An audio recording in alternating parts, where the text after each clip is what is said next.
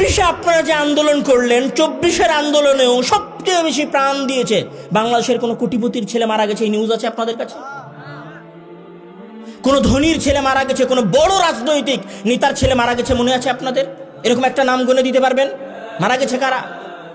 যার ছেলে এই নরসিংদী অঞ্চলে কারখানায় কাজ করে, মাঠে কাজ করে এবং ছেলেকে ঢাকা বিশ্ববিদ্যালয়ে পড়ায়, ওই ছেলেটা ঢাকায় মারা গেছে। যার বাপ দিন আনে দিন খায়, তাদের সন্তানেরাও এখানে মারা গেছে। আর 24-এর আন্দোলন শেষ হওয়া হয় নাই, ক্ষমতার যে বন্টন হয়েছে, ক্ষমতার বন্টন সব এলিট শ্রেণীরা দখল করে নিয়ে গেছে। যারা একদিনও রাস্তায় নেমে স্লোগান দেয় নাই, যারা একদিনও রাস্তায় নেমে আন্দোলন করে নাই, তারাই 24-এর পরে আমাদের কাছ থেকে ক্ষমতা ছিনিয়ে নিয়ে চলে গেছে। আপনাদেরকে শুধু বুড়ি আঙ্গুল দেখাইছে।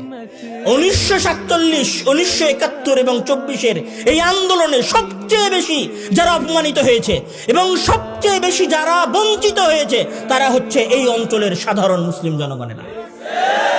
কিন্তু আমি বলছি, আজকের পরে এবং আজ থেকে 15-20 বছর পরে এই গণতন্ত্র আপনাকে আবারও বিপ্লব নিয়ে এসে দিবে, কিন্তু ওই বিপ্লবে যেন বাংলাদেশের এলিট শ্রেণীরা ক্ষমতা বন্টন করে ছিনিয়ে নিয়ে যেতে না পারে, আপনাদেরকে সেই প্রস্তুতি গ্রহণ করতে হবে।